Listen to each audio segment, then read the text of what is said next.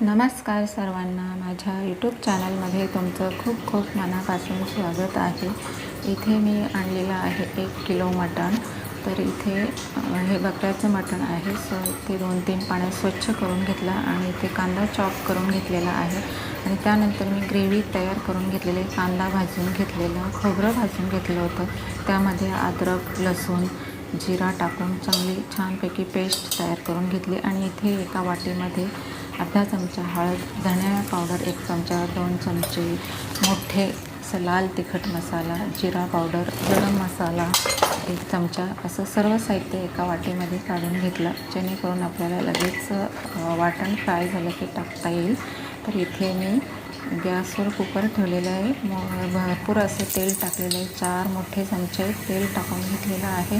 त्यामध्ये तेल चांगलं तापलं की त्यामध्ये तमालपत्र 2 टाकून घेतले आणि दालचिनीचे तुकडे टाकून घेतले. आणि त्यानंतर लगेचच कांदा टाकून घेतला. कांदा छानपैकी फ्राय होऊन द्यायचा आहे. तेलावर चांगला ब्राऊन होऊन द्यायचा आहे. त्यानंतर लगेचच मी वाटण टाकून घेते.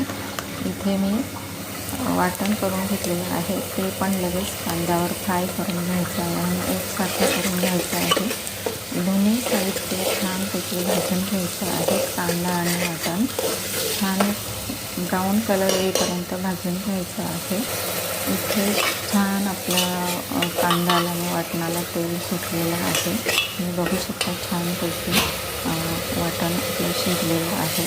आणि आता त्यानंतर लगेचच वाटीत सर्व मसाले काढून घेतलेले आहेत.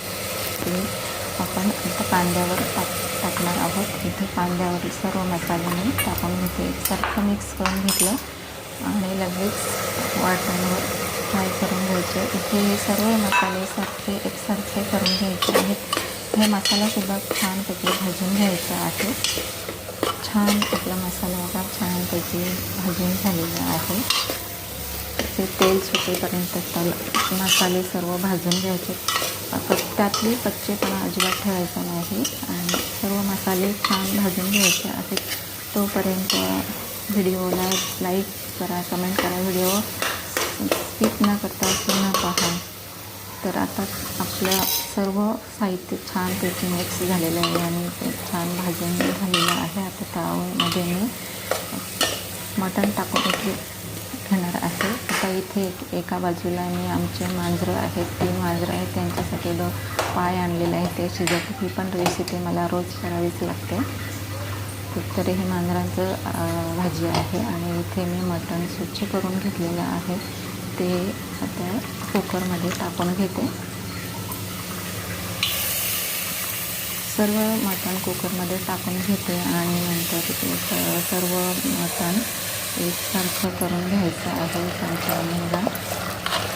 इथे सर्व मटण एकसारखं करून घ्यायचं आहे. सर्व मसाले मटणाला लागले पाहिजे अशा पद्धतीने कुकर पकडून सारखं हलवून घ्यायचं आहे. ते मी 1.5 चमचा मीठ टाकून घेते. मटण जास्त आहे आणि मीठ टाकून घेतले. सर्व परत साहित्य एकसारखं हलवून घेतले आणि इथे गरम केलेलं पाणी मी मटण शिजण्यासाठी टाकणार आहे. जेवढं आपल्याला रस्सा पाहिजे तेवढं पाणी टाकून घ्यायचं आहे. आणि कुकरच्या चांगल्या 4-5 शिट्ट्या काढून घ्यायच्या आहेत. तर इथे पाणी टाकून घेते आणि चमच्याने छान असं हलवून घ्यायचं आहे आणि 4-5 शिट्ट्या काढून घ्यायच्या आहेत. तोपर्यंत बघा, व्हिडिओला लाईक करा, शेअर करा, कमेंट करायला विसरू नका. व्हिडिओ स्किप न करता पूर्ण बघा. तर इथे बघा आपलं मटण छानपैकी तर्रीदार मटण तयार झालेलं आहे. तर इथे 4-5 शिट्ट्या मी काढून घेणार आहे.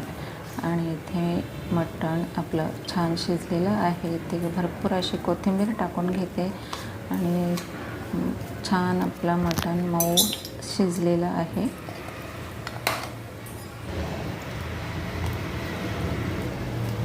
बघू शकता अगदी मऊ मटण शिजलेलं आहे.